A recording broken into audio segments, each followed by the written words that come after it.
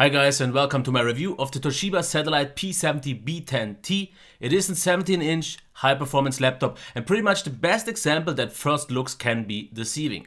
If you want to know more about that, let's continue with the full review. So, let's damn it!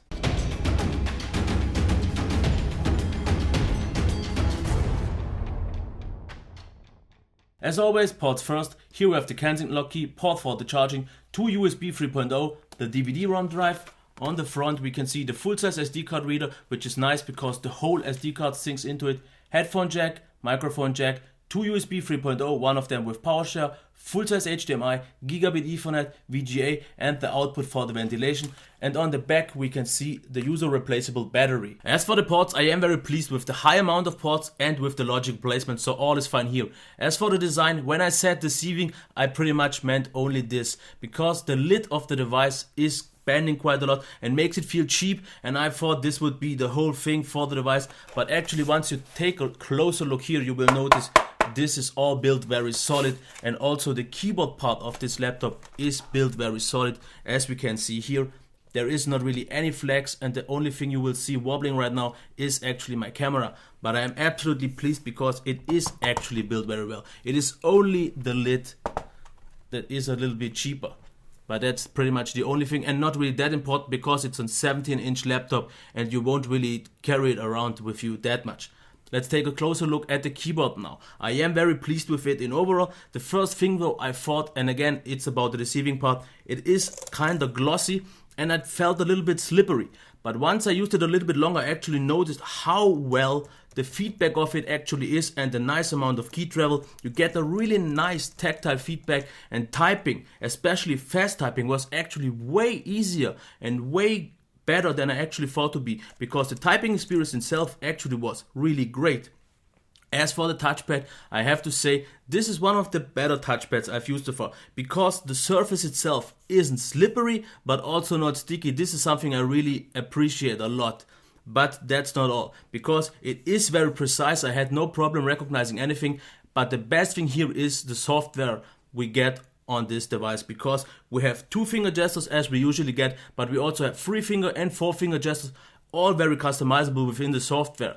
This is a nice bonus and something that really makes a big difference, because you can actually even switch your apps with this, and this is something I usually only know from macOS, so a big bonus.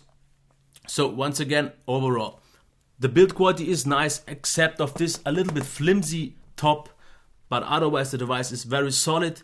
All the ports are there, they're all very logically placed. The keyboard, once you get past this a little bit slippery feel, is actually really great to type on, and the touchpad itself is actually one of the better ones I've used so far. On the display side here we have a 70.3-inch TN display with a resolution of 1920 by 1080 and an aspect ratio of 16 by 9. As for the minimum and maximum brightness, the minimum brightness I think is okay, absolutely no problems with, and the maximum brightness is quite nice.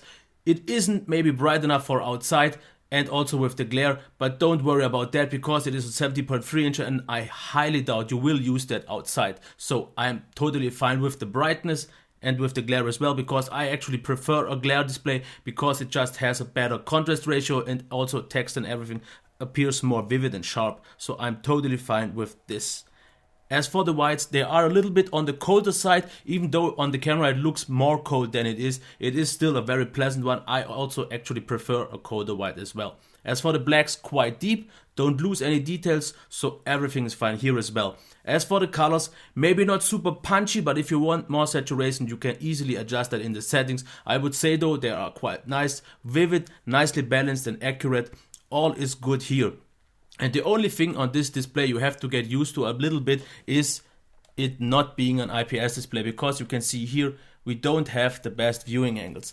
This is something you have to get past, but I also noticed that there aren't a lot 70.3 inches with an IPS display available, so once you get past the fact that this is just a TN panel, it is quite a good one actually after all. It's time for us to take a closer look at the speakers, and as you can already see they are top mounted, so it doesn't make any sense for me even trying to block them for the demo. The microphone is up here, so kind of a normal listening distance. Let's start with the demo.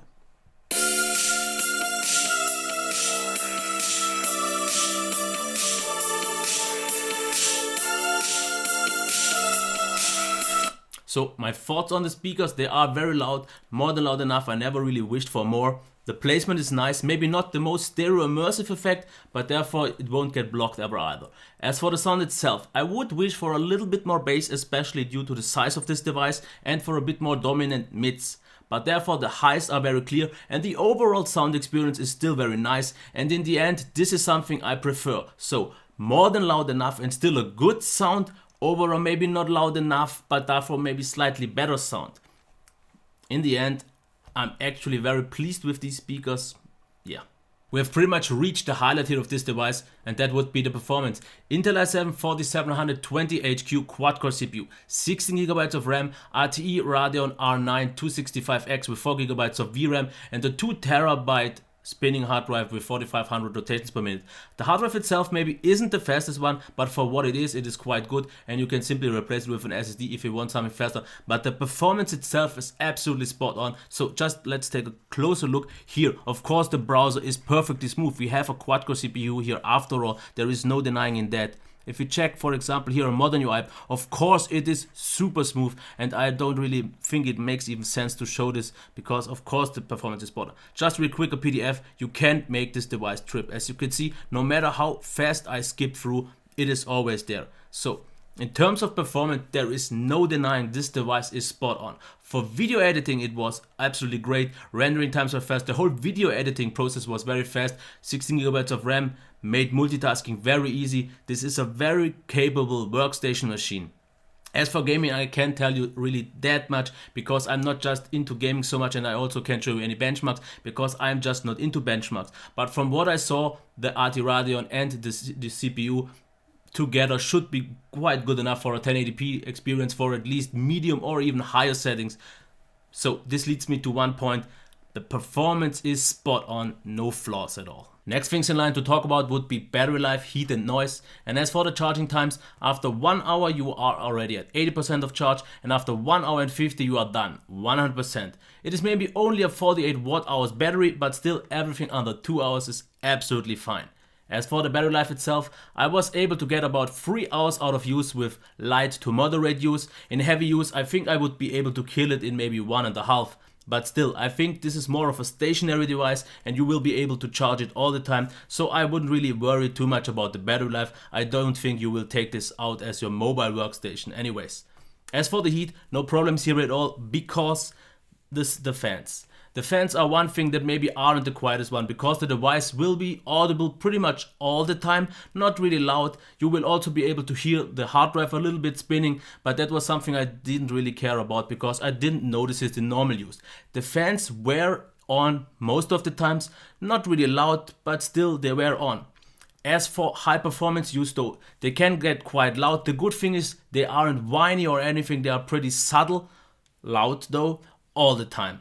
But for me this is also the thing, once I am in high performance mode all the time, so the fans are on all the time, I'm mostly doing video editing or something like that anyways, maybe if you game as well, and then I'm pretty sure you will use headphones anyways. And if I use headphones, then the loudness wasn't an issue anymore because I didn't hear anything once we have sealed headphones on. So if you are in high performance mode and use headphones, I wouldn't worry about the performance. If you use it without headphones, then it could be maybe a little bit annoying, but in normal use with lighter tasks, the fan wasn't really too much disturbing. Of course I would wish for a quieter device, but after all this is a high performance device with 17 inches and there has to be cooled a lot. So keep that in mind, it just can't be done without any noise. Anyways, just as for the performance real quick, everything was stable. There is a lot of bloat pre-installed, but since we have Windows you can uninstall pretty much all of it anyways, so nothing here to bother. The system itself was very stable, I didn't have any issues whatsoever, and one good thing there is to be mentioned here is the touchpad driver, because very customizable with a lot of multitasking gestures and multi-touch gestures,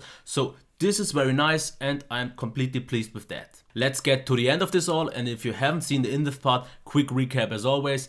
The build quality itself maybe isn't the best just because of the lid, otherwise it was completely solid. The keyboard is very well done once you get past the slippery feel. The touchpad is very great, especially due to the customizability in terms of software. Otherwise there are a lot of ports available, logically placed, all good here. like I said, it's just the lid here that isn't the best one. Otherwise, the display, no IPS, that's a little bit of a bummer, but since there isn't really a lot of choice with IPS displays in this size, it is quite okay because the overall qualities of the display were still very nice. The sound, absolutely convincing, very loud, maybe not the richest sound after all, but still overall good. As for the performance, of course, as I said it already, the highlight here of this device, you have plenty of power and this is a very future-proof device. I shouldn't expect any issues here at all for the next few years, so this is built to last for a while. As for battery life, heat and noise, all of this maybe not the most convincing one, not the most impressive one, but still okay. I wouldn't care about the battery life since it will be stationary anyways and you can charge it all the time. Heat was no issue at all.